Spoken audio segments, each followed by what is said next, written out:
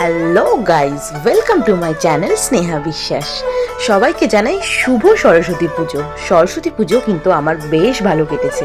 আমার বাড়িতে মানে বাঘাযতীনে আমি ছোট্ট করে সরস্বতী পুজো করেছিলাম, তোমাদের সেটাই দেখাচ্ছি। আগের বছর কিন্তু আমার এই ঠাকুরটাই ছিল সরস্বতী ঠাকুর, কিন্তু এই ঠাকুরটির কালার ছিল হোয়াইট। তো এবার আমি বাসন্তী রং দিয়ে সরস্বতী মাকে সাজিয়েছি। দেখতেই পাচ্ছ সমস্ত কিছু সরঞ্জাম একা নিজের হাতে করেছিলাম। পুরোহিত মশাই চলে এসেছিলেন। পুরোহিত মশাই কিন্তু খুব সুন্দর করে মন্ত্রপাঠ করে আমার পুজো সম্পন্ন করেছেন। সরস্বতী পুজো দিয়ে মনটা ভীষণ ভালো লাগলো। বিদ্যা বুদ্ধি যেন সব আমাকে সরস্বতী ঠাকুর দেয় এবং তোমাদেরও যেন দেয়, সেটাই আমি প্রার্থনা করলাম। আর সরস্বতী পুজোর দিন ছিল আমার বার্থডে। তো একদিনে দুটো পাওনা বন্ধুরা, বুঝতেই পারছো। প্রথমেই বানিয়ে ফেলেছিলাম অন্নভোগ মানে পায়েস, যেটা ছাড়া জন্মদিন একদম অসম্পূর্ণ। তো পায়েসটা বানিয়ে ফেলেছিলাম। পায়েসটা কিন্তু বেশ দেখতে সুন্দর হয়েছে। আর সরস্বতী পুজো মানে খিচুড়ি ভোগ। খিচুড়ি ভোগ ছাড়া সরস্বতী পুজো প্রচণ্ডভাবে ইনকমপ্লিট। খিচুড়ি ভোগের সাথে সরস্বতী পুজো কিন্তু বেশ ভালো কাটলো। তারপর আমি আমার বার্থডে সেলিব্রেট করতে চলে গেছিলাম মৃণালিনী বৃদ্ধাশ্রমে। এবছরটা আমি ভেবেইছিলাম যে আমার বার্থডে তো প্রত্যেক বছরই বাবা মা ফ্যামিলির লোকজন বন্ধু বান্ধবের সঙ্গে কাটাই, তো এই বছরটা একটু অন্যরকম করে বার্থডে সেলিব্রেট করবো। তাই জন্য চলে গেছিলাম মৃণালিনী বৃদ্ধাশ্রমে।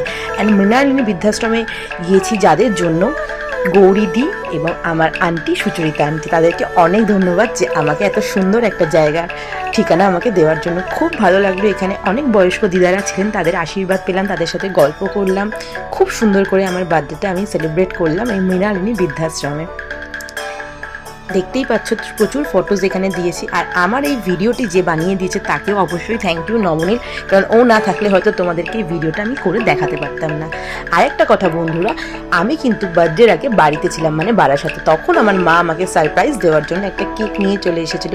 প্রি বার্থডে কেক কিন্তু আমি অলরেডি কেটে ফেলেছিলাম।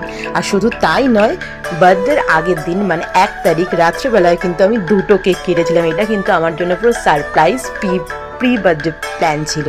খুব ভালো লাগলো কেক কেটে, তোমাদেরকেও দেখলাম। টোটাল বন্ধুরা আমি 4টে কেক কেটেছিলাম। এই বছরের জন্মদিন আর সরস্বতী পুজো মিলিয়ে আমার কিন্তু ভীষণ ভালো কেটেছে এবং 2025-এর এই দিনটা আমার কাছে খুব মেমোরেবল থাকবে বন্ধুরা। তোমরা কেমন করে সরস্বতী পুজো কাটালে আমাকে জানিও। আর যারা আমাকে এখনো বার্থডে উইশ করোনি তারা কিন্তু এই ভিডিওর মাধ্যমে আমাকে ডেফিনেটলি বার্থডে উইশ করে দিও। থ্যাংক ইউ সো মাচ সবাইকে। সবাই খুব ভালো থেকো। আর আমার এই চ্যানেলকে স্নেহা বিশ্বাসকে অবশ্যই সাবস্ক্রাইব করতে ভুলো না। দেখা হচ্ছে পরের ভিডিও। টাটা।